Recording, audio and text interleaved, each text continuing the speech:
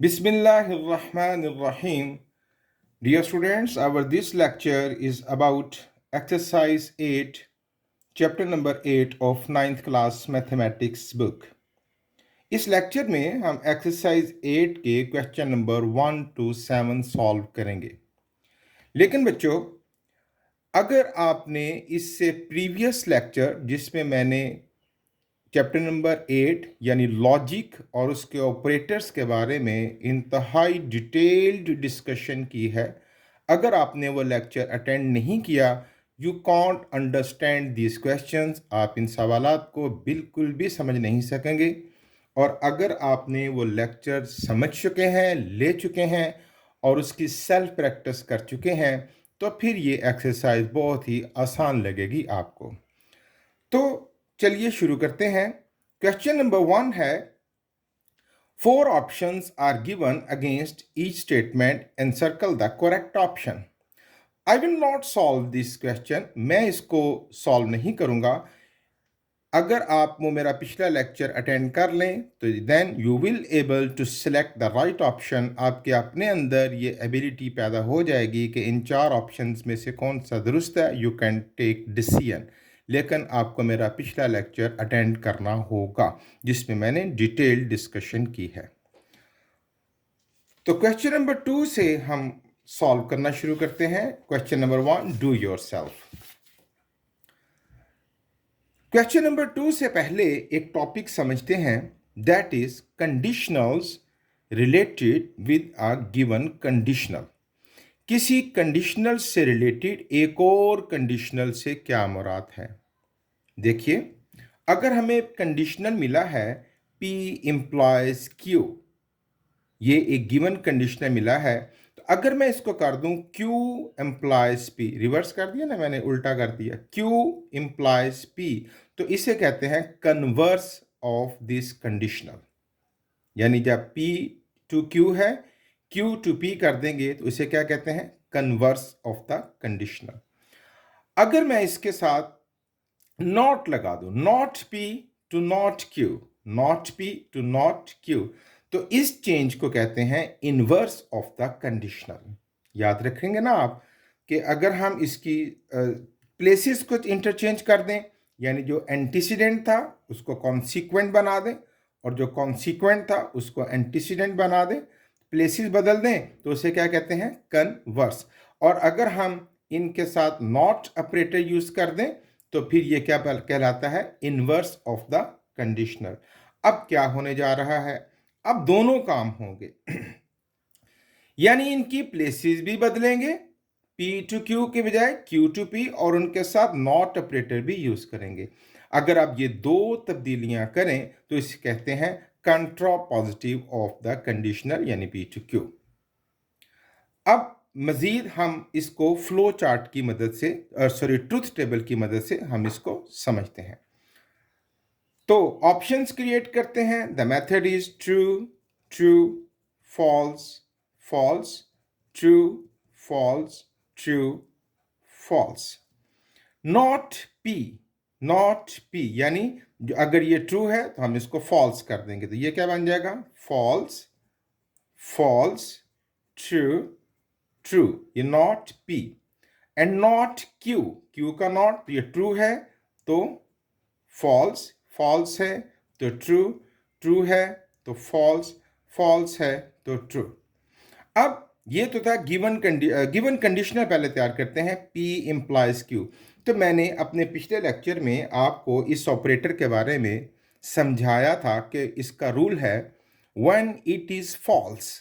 ये एक ही कंडीशन में फॉल्स होता है, जब एंटीसीडेंट ट्रू हो और कॉन्सिक्वेंट फॉल्स हो। यानी ये ट्रू, पहली टर्म ट्रू और दूसरी कंडीशन फॉल्स हो, तो इस सूरत में ये फॉल्स होता है और बाकी तमाम कंडीशंस में ये ट्रू होता है। तो P implies Q, ये ट्रू, ये false. In this situation it will be false and in all other conditions it will be true. अब Q implies P यानी Q टू P। अब इसको एंटीसीडेंट तस्वर करें और इसको कॉन्सिक्वेंट, यानी अब जब ये ट्रू हो और ये फॉल्स हो, उस सिचुएशन में ये जो हमारा कंडीशनल है ये फॉल्स होगा और बाकी तमाम सूरतों में ये ट्रू होगा। तो ये ट्रू, ये ट्रू, ये फॉल्स, ये ट्रू, ये ट्रू, ये फॉल्स, ये देखिए ये antecedent true, consequent false. In this situation, it will be false, and in all other conditionals, it will be true. ये अकॉर्डिंग टू रूल है। ये रूल हम अपने पिछले लेक्चर में बहुत अच्छे तरीके से समझ चुके हैं। अब इनवर्स यानी not P to not Q, पहले पी टू क्यू देखा ना, अब not P to not Q. तो भाई ये एंटीसीडेंट, ये कॉन्सिक्वेंट, यानी ये ट्रू और ये फॉल्स, ये ट्रू ये फॉल्स, बस इस सिचुएशन में ये फॉल्स होगा और बाकी तमाम सिचुएशंस में ये ट्रू होगा। ये जो कंडीशनल है यानी P इंप्लाइज Q या Q इंप्लाइज P, इसमें फॉल्स वाली स्टेटमेंट को आपने ढूंढना है और बाकी तमाम स्टेटमेंट्स को आपने ट्रू कर देना है। अच्छा, अब है कंट्रापॉजिटिव यानी not Q to not P, not Q to not P। अब ये एंटीसीडेंट है और ये कॉन्सिक्वेंट, इस ये ट्रू और ये फॉल्स, ये ढूंढ लिया हमने, ये पहली ट्रू और दूसरी फॉल्स। इस सिचुएशन में ये फॉल्स होगा और बाकी तमाम सिचुएशंस में ये कंडीशनल ट्रू होगा। ये हमने ट्रूथ टेबल कंप्लीट कर लिया और इन चेंजिंग्स के नाम भी आपको याद रखने हैं। अब ये ट्रूथ टेबल हमें कुछ कह रहा है, देखिए कि गिवन कंडीशनल और कंट्रापॉजिटिव कहता है ये दोनों आपस में इक्वल होंगे। तो देख लेते हैं, true true false false true true true true. Yes, it's absolutely right. Given conditional and contrapositive ये बिल्कुल वाकई सेम सिचुएशंस बनी और कन्वर्स और इनवर्स भी आपस में इक्वल होंगे। तो देखते हैं, true true true true false false true true. Yes, it's absolutely right कि किसी कंडीशनल के गिवन कंडीशनल और कंट्रापॉजिटिव ये आपस में इक्वल होंगे और उसका कन्वर्स और इनवर्स ये आपस में इक्वल होंगे। ये टॉपिक था conditionals related with the given conditional. अब इसकी रोशनी में हम क्वेश्चन नंबर 2 सॉल्व करेंगे। Write the converse, inverse and contrapositive of the following conditionals. तो कन्वर्स याद है आपने, इसमें कन्वर्स में इनकी प्लेसेस को बदल देना है। नॉट P टू Q है तो हम कर देंगे Q to not P, not Q to P, P to not Q। Places बदलनी है, कन्वर्स है ना। Not P to not Q, not Q to not P, not Q to not P, तो क्या करेंगे, not P to not Q। ये हो गया कन्वर्स ऑफ ईच कंडीशनल। अब इनवर्स में क्या करना है, जो इन सब का नॉट लिखना है, यानी प्लेसेस नहीं बदलनी, नॉट लिखना है। तो ये नॉट P है तो हम इसको P करेंगे, ये Q है तो हम इसको नॉट Q करेंगे। तो क्या हो जाएगा, P to not Q, Q to not P, not P to not Q है तो हम क्या करेंगे, P to Q, and not Q to not P है तो हम क्या करेंगे, Q to P।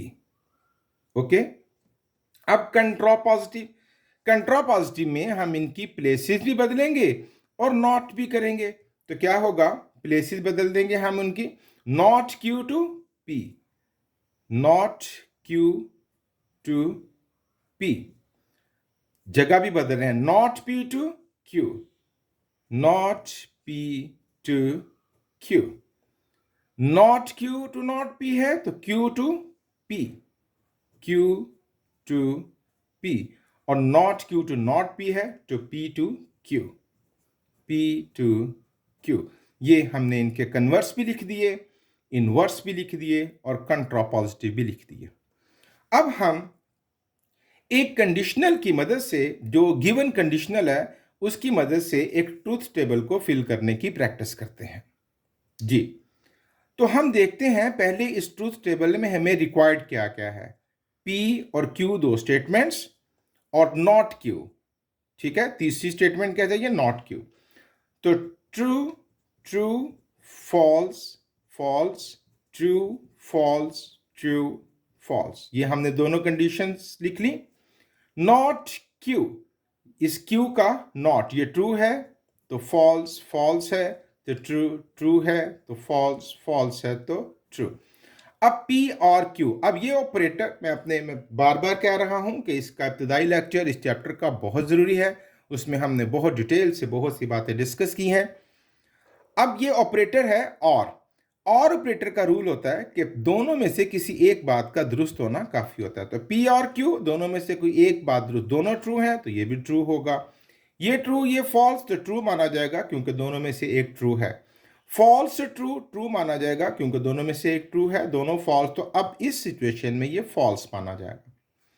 Not P R Q, यानी जितने भी पी आर क्यू के रिजल्ट्स आए हैं इनके साथ नॉट, और नॉट ऑपरेटर क्या करता है, ट्रू को फॉल्स और फॉल्स को ट्रू कर देता है। ये बन जाएगा false, false, false and true. अब भाई नॉट पी और क्यू, यानी ये वाला जो कॉलम है और नॉट क्यू, इस कॉलम का और आपने यूज करना है नॉट क्यू के साथ, ये वाला कॉलम और ये वाला कॉलम। तो इनमें और है, और में दोनों में से एक स्टेटमेंट का ट्रू होना जरूरी होता है।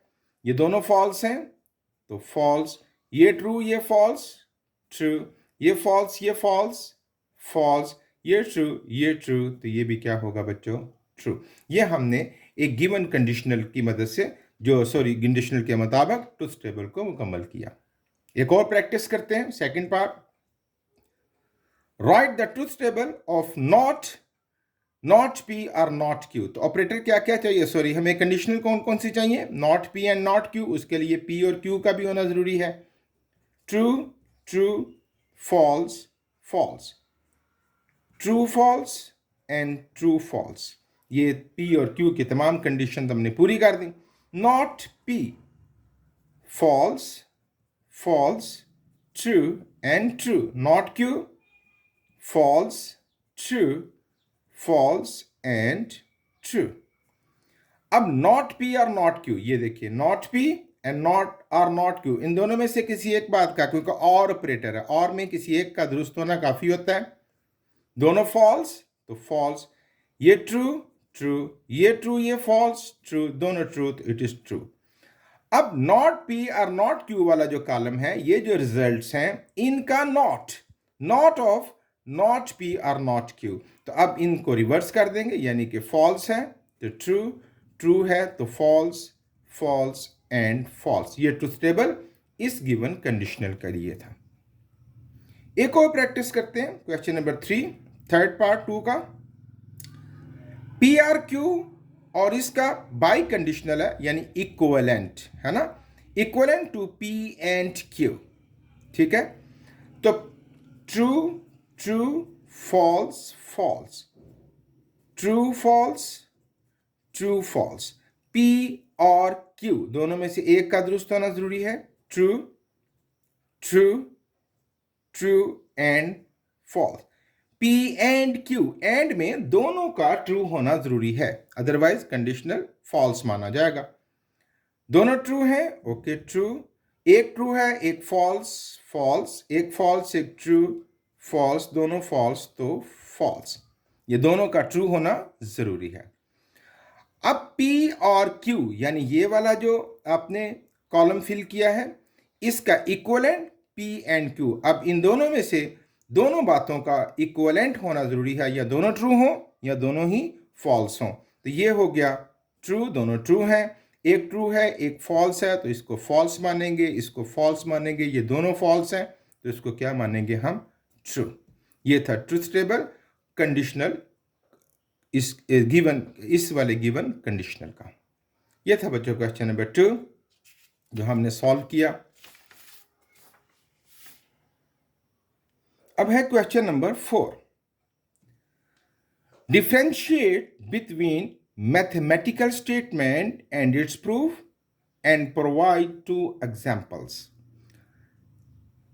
हम प्रीवियस लेक्चर जो इस चैप्टर के आगाज में था उसमें बहुत डिटेल से डिस्कस कर चुके हैं, अब फिर से उसको रिवाइज कर देते हैं। मैथमेटिकल स्टेटमेंट क्या होती है, a sentence that is either true or false but not both, यानी कोई स्टेटमेंट या ट्रू हो या फॉल्स हो, दोनों बैक वक्त में नहीं हो सकती, उसे मैथमेटिकल स्टेटमेंट कहते हैं। और मैथमेटिकल प्रूफ किसे कहते हैं? अ लॉजिकल एक्सप्लेनेशन और argument that shows the statement is true. ऐसा आर्गुमेंट या ऐसी एक्सप्लेनेशन, ऐसी वजाहत जो ये साबित करे या जिससे ये पता चल जाए कि ये स्टेटमेंट ट्रू है, उसे प्रूफ कहते हैं।